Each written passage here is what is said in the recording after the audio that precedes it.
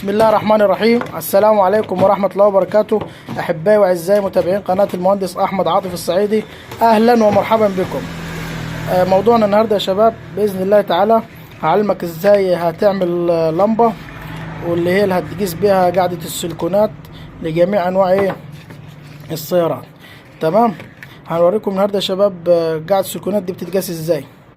أنا معايا لمبة زي ده، تمام، معايا لمبة اهي بالسلكين دول، ومعايا هنا بطارية فيها سلكين، تمام. فانا هربط واحد فيهم كده اهو بالشكل ده اهو، او خليه الاسود في اهو، ربطت واحد، تمام. هتيجي معايا ايه، هيبقى معايا الطرفين دول يا شباب. الطرفين دول هعمل كده اللمبة ايه، هتنور معايا زي ما انت شايف كده بالظبط، تمام. يبقى انا اهي اللمبة ركبتها في السلكين، ده ثابت معايا اهو ماليش دعوة بيه.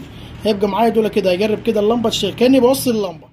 طبعا هاجي دلوقتي في طريقة ازاي ان انا هقيس قاعدة السلكونات ده يا شباب، هتبقى عاملة ازاي.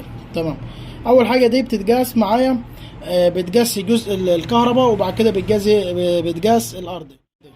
هنمسك ايه جزء الكهرباء، هنجرب كده اهو. شوفوا ركز معايا اللمبة اهو، نورت ايه التلاتة اهي، تمام كده التلاتة ايه شغالين. نعكس كده اهو، تمام. وهنجرب ايه تاني اهو، كده ما شغالش، كده ما شغال. طب نفترض ان واحده من دول ايه اشتغلت، انا واجرب كده اهو. كده يا شباب هيبقى فيه سلكون خالط او ضارب من السلكونات دي. كده القاعده دي شغاله اهي، مفيش حاجه. وده العكس بتاعها اهو، كده نور التلاته اهو. لو في واحده ما نورتش فيهم برضه هتبقى مش واصله. دي يا شباب الطريقه السهله والبسيطه لازاي تقيس قاعده السلكونات. هوريك الارض بيتقاس ازاي. اول حاجه، لا نبدأ من الأول أهو، من الأول خالص. هنمسك كده أهو، هنجرب أهو السلكونات كده إيه كده شغالة، تمام. تعكس كده أهو، المفروض الناحية دي ما تنورش زي ما أنت شايف كده أهو، تمام. كده إحنا خلصنا الجزء إيه، الجزء بتاع الأرض، تمام.